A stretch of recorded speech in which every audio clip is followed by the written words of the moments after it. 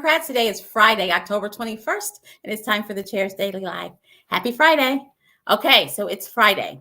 That means we are 18 days away from the election. 18 days. We are less than 2 weeks from early voting. We are going into really beautiful weather for GOTV to get out there and knock some doors and put out some signs and shake some hands and go to a festival, all the kinds of things that we need to be doing to make sure that we are encountering as many people as we can and educating them about the election that is coming up. So I've been talking a lot about, the importance of educating yourself so that you know who's on your ballot and you know them as people, and educating the folks that you encounter about what's on the ballot and helping people make a plan. 18 more days. You're going to hear from me 18 more days, because that is all I'm going to talk about, is the need for us to turn out. You guys have seen the polls. You've seen the polls. I'm excited about the polls. I'm thrilled about the polls, but the polls only become a reality when we show up to vote. And one of the ways that we can actually make that happen is that we vote our entire ballot, right? So if someone's showing up just because they met Warigia Bowman, and they're going to vote for Warigia, they might go ahead and vote for Melinda and Charles and Jack and all the other people who are going to be on the ballot at the same time. So it's super important that we vote the entire ballot and we make sure that everyone knows who all the folks are. The names on your ballot should be more than names. They should be people that you've heard speak. They should be people that you know, so that when you see their name, you're like, is that the tall person? They should be people to you. And so to that end, I've invited another candidate to join me, because I want this candidate, and I am thrilled with the level of professionalism and knowledge that this person brings to the seat that they're running for, so that I think you need to hear from her. So join me in welcoming Dr. Warigia Bowman. Hi, Warigia. Hi, Alicia. Thanks for having me today. Thanks for joining me. And this has just been a day for people to hear from you, hasn't it? It has. It's been pretty busy. You were on Coffee with Democrats this morning? Yeah, we had a great show with Joshua Harris-Till and Melinda Alizada-Fard, and it was moderated by Kevin Dawson and Robbie White. And it was at Spike to Coffee Concepts. So that's a great place too, right next door to East Side Pizza. Yeah, no, those are great places. And I'm grateful to her for opening it up for Coffee with Democrats, because that's another forum where people can meet, either go and meet in person or listen on a daily. I think they do a show Wednesday, Thursday, and Friday where you can hear from candidates. So you're running for? I'm running for Oklahoma Corporation Commission, which is the most important state agency that you've never heard about. So when you go and you're talking to people in all these different county meetings and chamber meetings, do you encounter people who have no idea what the Corporation Commission does? Frequently. So I think most people think that the Corporation Commission just handles oil and gas regulation, and that is true, but that's just a fraction of what the Corporation Commission does. What affects most people even more is that they handle utilities. So the commission actually sets the rates for utilities in Oklahoma. There is something called a rural electric cooperative. So if you're in a rural area, you might be getting your electricity from them. And if so, you're lucky, because for those of us who are serviced by ONG, OG&E, PSO, Summit, some of the other big utilities, we are getting really crazy bills. I got an $800 gas bill this year, and I am pretty frugal with my gas usage. I mean, I turn it off at night to keep my bills down.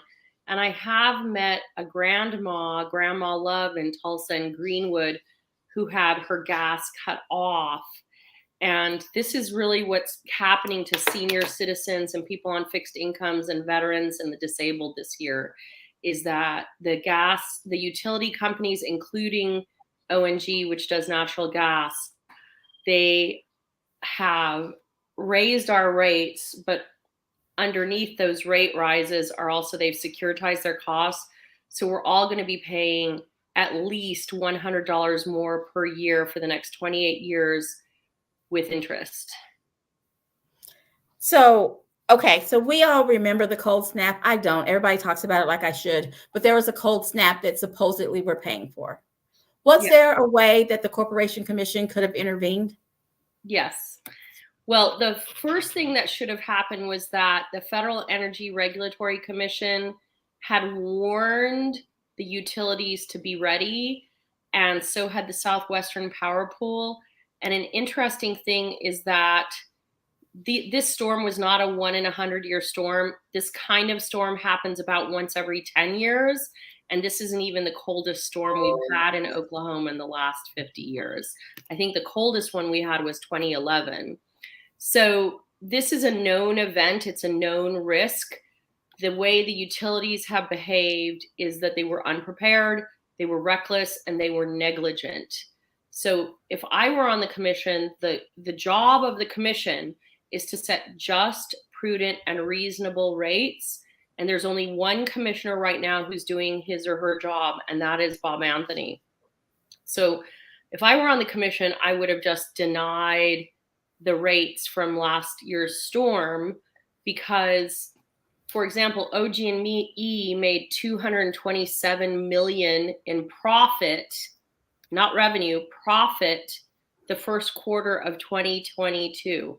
What that tells me is over 1 year, if there are 4 quarters, they're making $1 billion so they can pay their own bill. Why should the Oklahoma consumer pay the bill of a utility that was reckless and negligent? And furthermore, all the states to the north of us experienced the same storm we did, but only two states securitized, that's Texas and Oklahoma.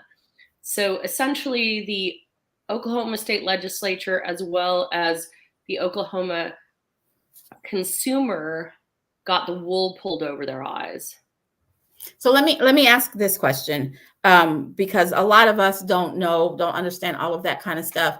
I always introduce you, and I've been all over the state kind of introducing you and talking about you as one of the better qualified, the candidates that's better qualified for the seat that they're running for, right? That you're absolutely qualified. Can you talk to us about your qualifications? Well, I think my most important qualifications are that I teach water law, natural resources law, energy law, and regulation in general at the University of Tulsa College of Law. And the reason that's important is because I teach and I publish in areas directly related to the Oklahoma Corporation Commission. So I won't have a learning curve. I can just start right up and know what I'm talking about. But another thing is that I actually teach utility regulation. And what I'm going to tell you, Alicia, is that what they have in the textbook is not what happened in real life in Oklahoma. And people always say, oh, it was worse in Texas. In a way, it was worse in Oklahoma, because in Texas, we know what the top rate that was charged for gas was. That was $9,000 per kilowatt hour. But in Oklahoma, we literally don't know what the charge was because the Corporation Commission is keeping it a secret. After a request by the utilities, the corporation commissioners, with a dissenting vote by Bob Anthony, actually issued a protective order so that we cannot find out what the top price of gas was paid or how many units were sold. Because if we had either of those pieces of information, we can do the relatively simple calculation to figure out what Oklahoma consumers paid. And so I guess my qualifications are relevant because I can really dive behind the stories and understand what's happening, and I can hear through the nonsense.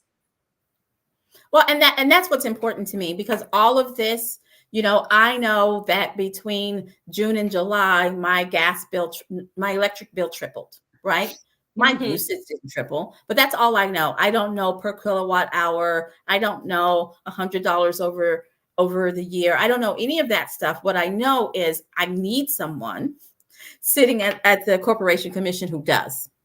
I need to have someone there who does and who is looking out for Oklahoma. And that's why, because I can get excited talking about you, but that's why, because I feel like you can talk about this, and I know it's over the heads of a lot of folks, but that's why we hire experts. Well, right? I'm trying to break it down as much as I can. And to be fair, Bob Anthony has been a good advocate for the consumers. And when I'm elected, Bob and I could be a great team. There are only 3 commissioners, so we would have quorum. 2 of the 3 of us can get a lot done. So we don't just need one person, we need 2 out of the 3 people to be organized and thoughtful and expert. And I am very much trying to break this stuff down, because if you can't communicate clearly to your audience, then it doesn't help anybody. But the simple part of this is that the Corporation Commission isn't doing its job. The Attorney General isn't doing his or her job. It's a him in this particular instance. They're supposed to go in there and fight for the consumer. They didn't do it. The commission is supposed to set just, fair, and reasonable rates. They didn't do their job. And then the legislature, and this is something I talked about with coffee and with Democrats this morning, is we are too stovepipe. We're not talking across different units of government.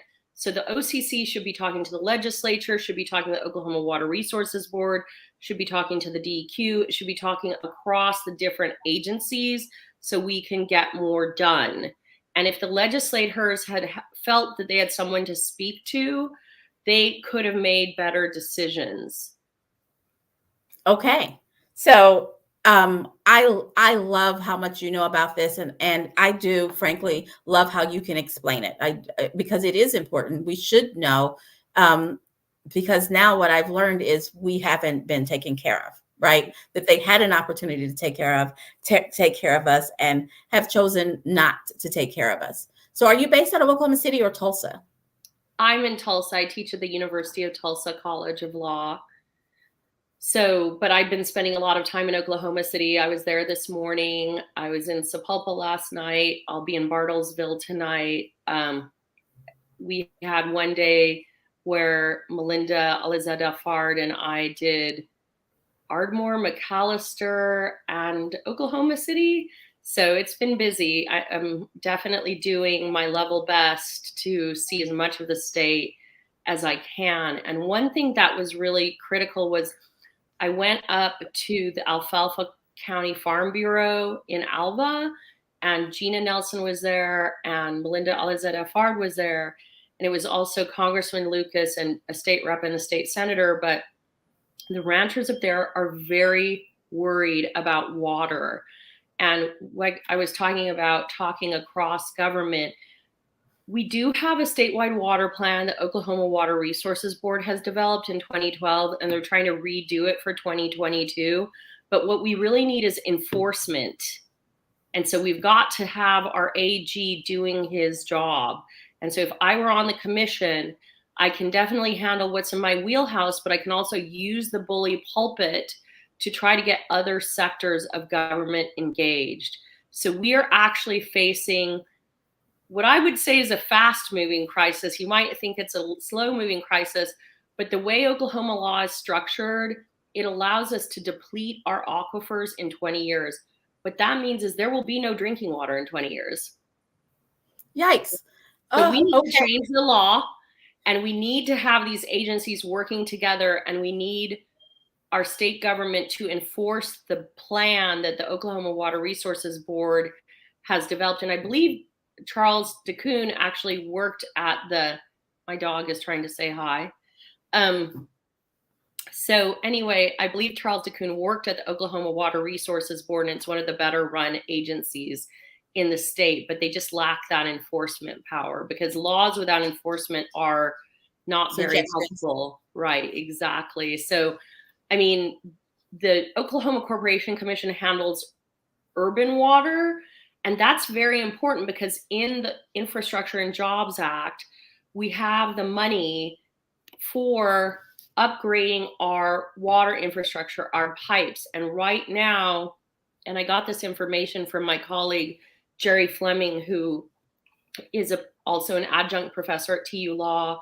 She is at GRDA, the Grand River Dam Authority.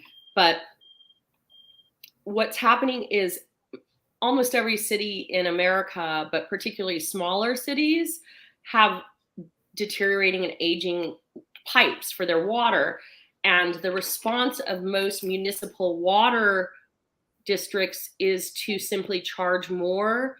I'm sorry, not charge more, but just let people buy more water. But the problem is, if that money isn't going into repairing our pipes, then we're going to have a really serious crisis, kind of like you saw in Flint or Jackson, Mississippi. Or Jackson, So right. we need to prevent that, and we need a state government from the governor, lieutenant governor, treasurer on down who can use federal money wisely, not just willy-nilly. And we need to plan. We need to budget. So if we have an amazing slate this year, very qualified people, very competent people, and if we can work together as a team, federal, state, and local officials, we have the ability to solve these problems. But it's going to take thoughtfulness, it's going to take focus, it's going to take some technical knowledge, and it's going to take transparency, accountability, and integrity. Transparency, accountability, integrity. And that's what's lacking in state government right now. We're actually kind of seeing a total collapse of state government right now. That is where we are. So, Dr. Bowman, I appreciate you coming. This is what I say every day. Every day I end my life by making sure that people understand it is important to learn who is on your ballot, learn who they are as people. So I have one last question for you that is not about the office that you're running for. What has been your favorite thing? Because it sounds like you've been all over the state. What has been your favorite thing about campaigning? I've just really enjoyed meeting people in the beautiful rural towns. I mean, the roads are amazing. If you know people who like to ride a motorcycle, they really need to go take the road from Tulsa to Ardmore because it's just gorgeous, or up to Enid, or up to Alva. But also the people are so friendly. I had just unbelievably warm and fun conversations with super smart people. And we're actually planning to do a crazy road trip up to Guyman so that we connect with people in the Panhandle. But I think the best part of this race has been getting to know the smart and kind people in rural Oklahoma and hearing what they had to say. Awesome. Thank you for joining me. Guys, this is the weekend. It's Friday. It's the weekend. I knocked doors earlier this week when it was 30-something degrees outside, but it is beautiful. There's a nice wind. Pick a candidate or two to get out there and help. Pick a candidate to go knock doors for, to go put out their yard signs, to go drive them around. If you don't want to go outside because of allergies, you can write postcards, do phone banks, but pick a couple of candidates to help. We are in that last stretch. We're at 18 days. We're less than 3 weeks. And we've got to get the word out because, as Warigia just said, we have some of the best candidates that we've had in a really long time, incredibly qualified. You guys know who Joy Hoffmeister is. You know who Gina Nelson is. Now you have a good feel for who Warigia Bowman is. And we have Melinda Elizabeth Fard running for lieutenant governor, and Charles DeCoon running for state treasurer, and Jack Henderson running for labor commissioner. We have a whole host of folks running for state house and state senate and municipal offices. We have tons of opportunity to improve the direction of our state, but it starts at the ballot box. We've got to make sure that everybody we know casts their ballot. Everybody we know casts an educated ballot, and they vote the entire ballot. Thanks for joining me. I'll be back here at 4:15 on Monday. You guys have a great weekend.